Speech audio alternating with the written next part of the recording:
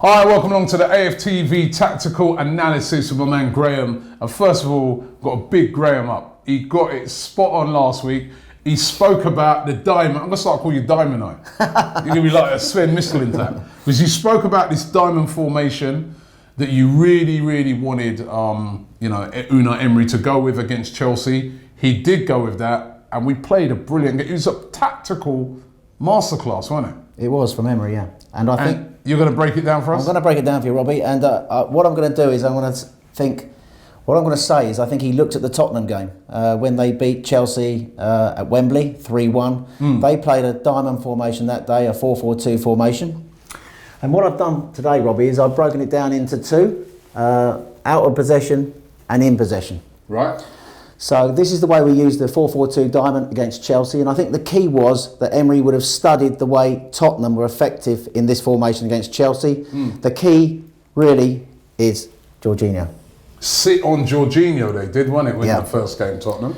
And the idea of that is to stifle Chelsea's build-up play. Right. And what Sarri has done is he's brought this player into his 11 from Italy, who he obviously had in his side in Italy. Yeah, had him at Napoli, didn't he? And to be honest with you, whether he's up to speed for the Premier League is now the questions are being asked. But obviously he likes to build up for Jorginho. So what Tottenham did at Wembley, they had Dele Alli pressing Jorginho. So, and that was in a 4-4-2 shape. So I think Emery would have watched that, and I think what he did on Saturday was he decided to use Aaron Ramsey. He went with Ramsey. So I'm going to put Ramsey in there. Ramsey basically to press. Went with Ramsey instead of Ozil, basically. Yeah. And for the simple reason, obviously, I think when we played him at the Bridge, Ozil couldn't do that role. And I think a lot of what he's complaining about, of course, out of possession. Yeah, it's fair play. You know, I personally think that he didn't do it on that day, but I still think Ozil could play a role there. But he's not all energy like Ramsey. He's not all energy, and that's what Ramsey gives you, all energy. And you're 100% right. That's a really key point, and I think that's what Emery likes about Ramsey.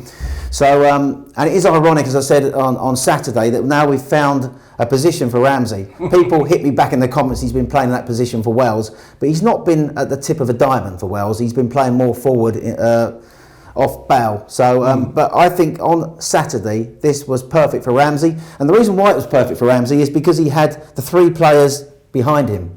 Torreira was at the base. And then he had Xhaka on the left and Guendouzi on the right, doing a lot of running. And he obviously did a lot of running himself. He worked his socks off for 60 minutes. But he was pushing on to Jorginho, and that's what we did out of possession. And we started really fast with that intensity that we like. We don't always start like that. We did it against Liverpool. We did it against Tottenham. So, you know, it's almost like the players can do it in the big games because they know they're really motivated in these games. So questions have to be asked why they can't do it in some of the lesser games. But that was the key. That's what we went with. So if you look the way Chelsea play out from the back, and Chelsea love to play out from the back, and I think you did an interview with Louis of 100% Chelsea, and I really enjoyed his interview actually because he's spot on. Sarri is very stubborn, he only plays the one way, and he likes his goalkeeper to play out to either Rudiger or Luiz, and they feed it into Jorginho. Very similar to how we play. In the, then he insists on them playing it out from the back. Kind of a bit like us, isn't it? We insist on. But I think the thing is for Chelsea, and I'm not a Chelsea fan, but I've got a lot of Chelsea friends, and they can't understand why he's changed his team around Chelsea. I won't dwell too long on Chelsea, but he's playing so many players out of position in this Chelsea side. Kante is obviously the player who should be playing in that area, and he's playing him more forward. He's moved Azpilicueta, who was really brilliant in a 3 out to the right. He's got Alonso, who was a brilliant wing back, playing as a left back. And the real conundrum is Hazard, who he's now misusing as a false 9. Early in the season, I thought he was playing him as a 10, and I thought that was working, a 10 behind a striker. But now he's ditched the striker and gone with Hazard in this false 9. Also, Willian is playing on the wrong side for me. I would have thought on Saturday, if Chelsea had played this system, Pedro should have been through the middle, and Hazard should have been wide. Well, they should have played Giroud, didn't it? And I would have played Giroud. But he could have also played Hudson-Odoi. Hudson-Odoi on one side, Hazard on the other. So that would have given us more problems. But I think, to me, you are right, he would have gone with a striker. But I think he knew that Chelsea were going to play this system. They played it against Newcastle. He watched what Tottenham did. So out of possession, we just pressed them high, pressed them all over the pitch, hunted impacts. When we lost the ball, it was like counter-pressing to get the ball back. And the reason was we wanted to get it as quickly as possible to our front two. and then I'm going to talk about in a minute what we did in possession. But and just to say, I enjoyed the pressing. That's one thing I have to say, that under Arsene Wenger, we never used to do a lot. Every now and again, we did press under Wenger. Every now and again, we had a game where we just didn't press very well. We didn't, and we pressed once we pressed as individuals, didn't we? Yeah, I mean, that's right. Sanchez, under Arsene Wenger, it used to be just Alexis Sanchez. Yeah, Sanchez used to go. You see Sanchez go, come on, where are you? Look, come on. Yeah. But now we're pressing as a team. That's right, and that's great, and that's one thing Emery's obviously brought to the team, and that's great. And when we play it well, like we did on Saturday, when everybody's focused on it. And you can only play that, I think, for 45, 50 minutes. Liverpool, literally, they're brilliant at it. Their midfielders are hard-working midfield, but they tire. And I think that you can only play that so long in a game. And I think what he did really well is, we played 3 formations on Saturday. He went with the 4-4-2 diamond. Then obviously people didn't like it, but Ramsey got tired. Lacazette was maybe tiring. That's the reason he took him off. He went 4-3-3, and then Bellerin obviously got injured, which was unfortunate. And then he had to go 4-5-1. So he made 3 formation changes in that game based on the way the game was played out. And I think we won the game in the first half, Robbie. We didn't have to be so offensive in the second half. Yeah, and I like that. Again, I like that because I've seen Arsenal so many times down the years. We're 2-0 up and we're chasing that third and that fourth and we get caught on the counter, and next minute, you know, the team's back in the game. What I liked about the performance, it was very disciplined. Like you said, we didn't chase the game. In the second half, we're 2-0 up. Come on, you lot have to score. And we gave up loads of possession, didn't we? Yeah, what we did in the second half really well, I thought, because a lot of people say the diamond midfield 4 is very narrow, and that is true. It is a very narrow formation. So what we did in the second half is we gave up possession to Chelsea in the wide areas, because we were quite happy for them to have it in the wide areas, knowing that they had no target man, Robbie. So they had no target man. They brought on Giroud far too late. And I think that they had something like 70 to 80% of their possession in the wide areas, and only 20% through the middle where Hazard was. So we literally narrowed the pitch, allowed them to go wide. Every time Alonso got the ball, if you noticed, he cut back inside. He was looking up, no one to cross it to, came back inside. Alonso was doing most of the pushing forward for them, as he always does. Azpilicueta more of the sitting fullback, but when he got forward, again, the same sort of situation. They did miss a couple of chances. Pedro, to be honest, could have easily have equalised. That chance in the first half. Yeah, and I think when we were pressing Jorginho, we still had the problem of David Luiz. Now, David Luiz is a fantastic passer and great vision. You know what? I said that was at the game, right? I said to the guy next to me, I have to say, that guy, David Luiz, his passing, I mean, people talk about Xhaka, but Luiz, he's one of the best long-range passers of the ball I've seen. Yeah. He is brilliant. His vision, Robbie, his actual vision, unbelievable. He could play as a midfield player. I mean, and you know, he'll hit it miles, but gets right to it's weighted to the player. But don't you think that's one of the reasons why maybe, and Surrey won't change his formation, but if you played Luiz in a 3, the 2 centre backs were Luiz as the person to bring the ball out, he could play that role, couldn't he? He's like a number 6, the old-fashioned France Beckenbauer, Bobby Moore. I was impressed with him. He played 2 absolutely outstanding balls in that first half. One over the top to Pedro, who made a brilliant run, but then great run. He should have scored finish. Really. Yeah. And then he played another brilliant ball through as well, which he wasted. He played 2 outstanding passes, and he has got tremendous vision. So that's what we were, out of possession, and the idea was to stifle Chelsea's build-up play because Jorginho is their main build-up play merchant. So that works really effectively out of possession. But of course, you don't win the game by just being good out of possession. You have to be good in possession. So what I've done here is I've highlighted what we were in possession. Yeah. Now, when I did the interview with you on Saturday night, I did notice that our strikers were splitting. And that was Lacazette was going to the right, Aubameyang was going to the left. They were playing as a 2, and they combined really well. But they were taking advantage, I think, of 2 situations that I'm going to talk about. Now, the tone for the game, Robbie, was set very early on in that first minute. Chelsea started sloppily, slowly, like they did against Tottenham. And David Luiz, we talked about his brilliance on the ball, but he did make one really sloppy pass early on, which Chelsea seemed to rattle Chelsea. They didn't recover from. He played a ball across his box, a terrible ball. Ramsey was pressing Jorginho, got on the ball straight away and forced it into the box, and we nearly created an opening. So the tone was set. But what did we do then with our split strikers? I think we looked at Alonso. Now we know Alonso is a fantastic left Good going forward, isn't wing it? back, yeah. But defensively, And he's a bit like their shaky. he's a bit like their Kolasinac, isn't he? Yeah. Don't you think? So he's not a great crosser, but what he does, he gets forward a lot. So he vacates this area. Yeah.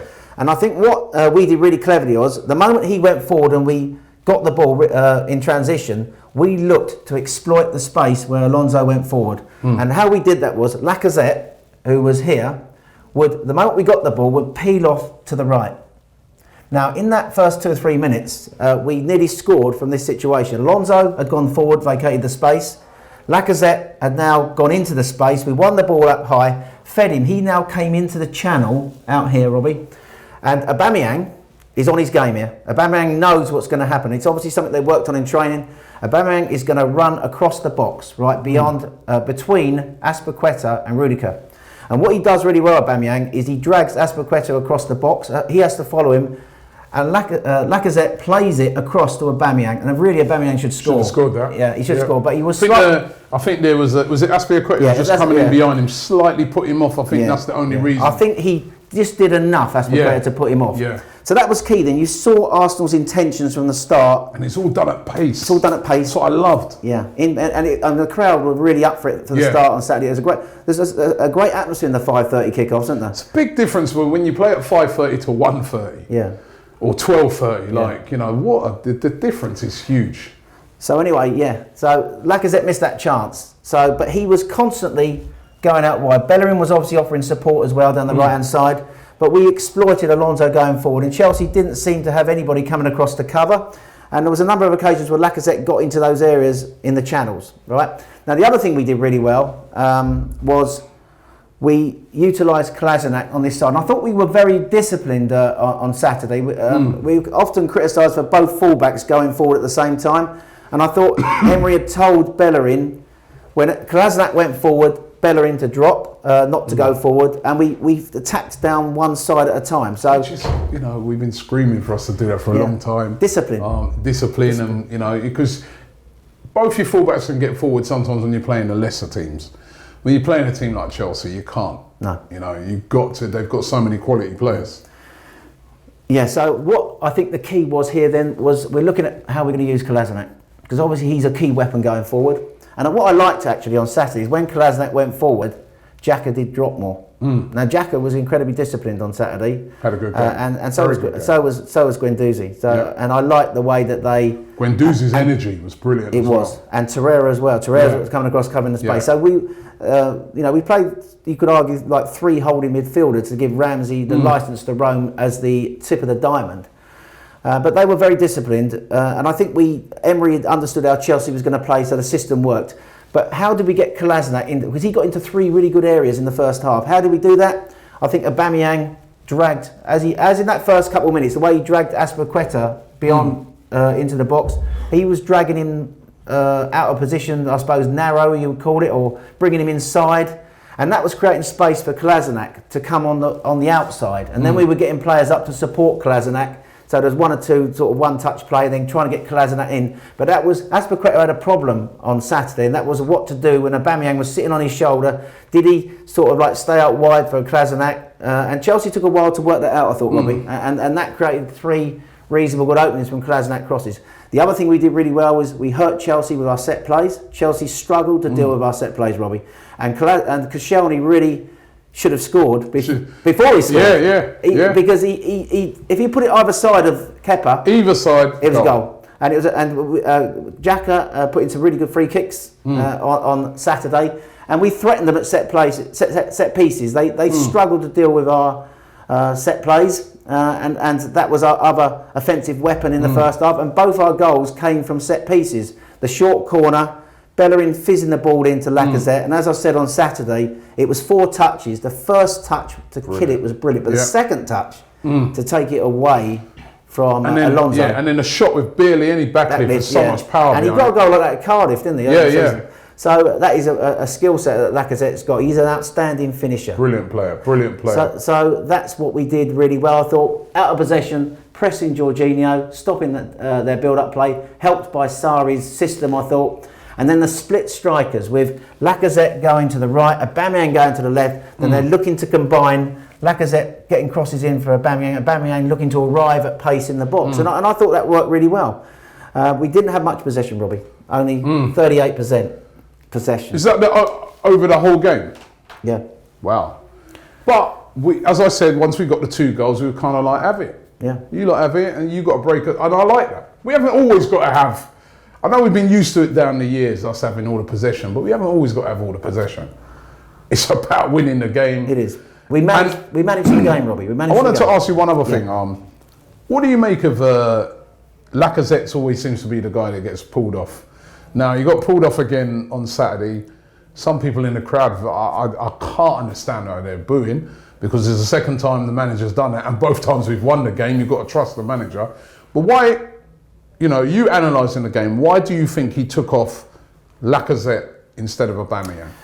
I think Lacazette is the focal point of the team, does a lot of work, and I think he's probably working harder than Aubameyang. And the other thing with Aubameyang is I think Aubameyang's pace in behind.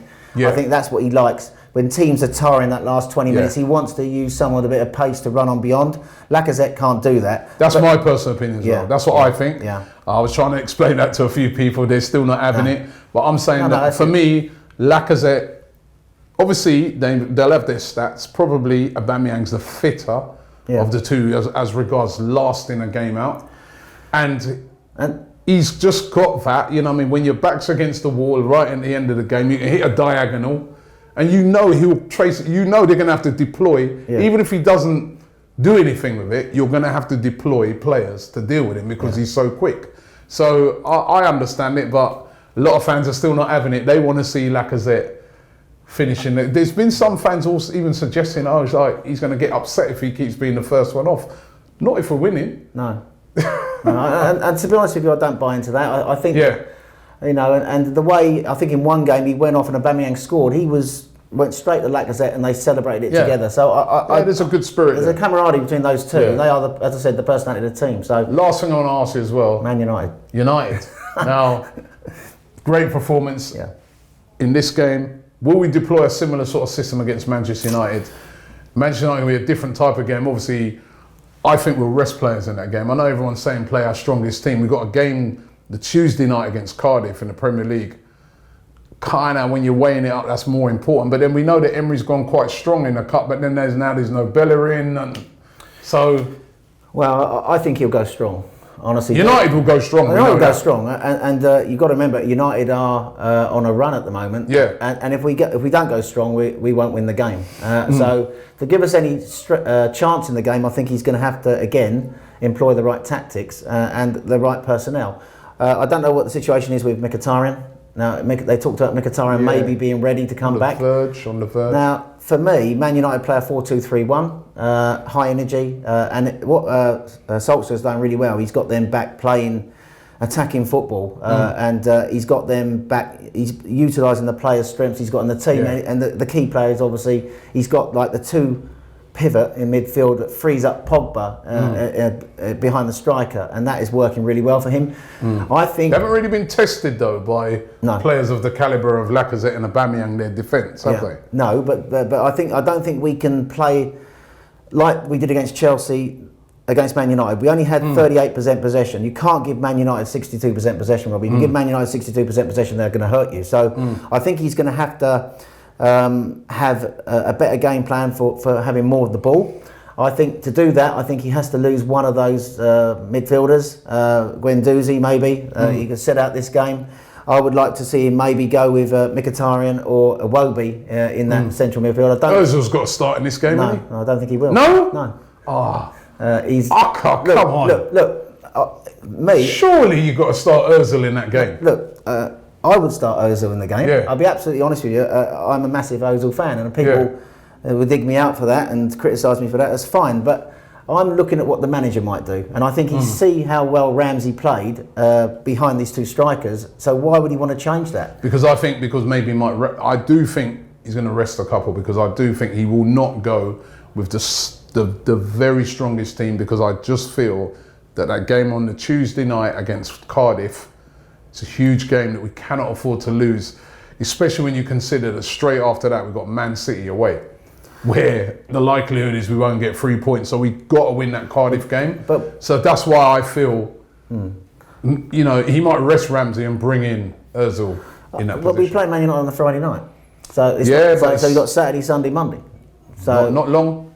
It's normal. 2 games. Not long. Ah, come on, Robbie. Look, the way I see it is that obviously Cardiff at home, I would expect us to beat Cardiff at home. Yeah. No disrespect to Cardiff. I would. So Man United. I think the thing is, I do think I'm looking at this Premier League at the moment, and I do honestly feel as though we want to win trophies, right? That's what we're in football for, as fans and as a club, to win trophies. People disrespect the FA Cup, right? And that's wrong, all right? The FA Cup is a fantastic competition, and if you've got a chance of winning it, you want to win it. Tottenham would love to win an FA Cup. Don't listen to what Pochettino's saying. They'd love to win any cup. Yeah. Don't listen to Pochettino. Don't listen to Klopp. Klopp, right, they're out the FA Cup, they're out the League Cup. If they don't win the Champions League and say Man City overhauling the Premier League, Klopp's now spent all that money, again, hasn't won a trophy. Tottenham, you know, they've got all these injuries now. I still think the FA Cup is their best. The League Cup is their best opportunity of a trophy. If they don't win the League Cup and the FA Cup, they're not going to win the Premier League. They're not going to win the Champions League. Another season without a trophy. True. And the thing is, the pressure builds on teams who don't win trophies. So I want us to try and win the FA Cup. But I do think in the Premier League now, our best chance of getting back in the Champions League and not stagnating, which is a danger it could be now, as we are as a club, is if we target the Europa League, all right? Okay. So I'm not saying we give up on a top 4 place and we continue fighting for the top 4, but I think we might look at the FA Cup and the Europa League as our best chances of a trophy and obviously getting back in the Champions League. Okay. Because the longer we stay up, Robbie, then we're not going to attract Champions League players. We've got Champions League. We'll have Europa League players on Champions League wages, and that's what we need to change. Which is what we got now. Oh, listen, thanks for watching the Tactical Insight Show. Thank you once again, Graham. As usual, brilliant stuff from him. If you want to ask him any questions about the formations here, or you want to ask him any questions about what you think the formation should be for the Manchester United game, he's your man. I mean, he'll jump in the comments and he'll answer those. So make sure you put those in the comment section. If you want to back our campaign to get Graham working at Arsenal, helping out with the tactical, with the coaches and that. No, I'm only joking. Thanks for watching the show. We'll be back next week.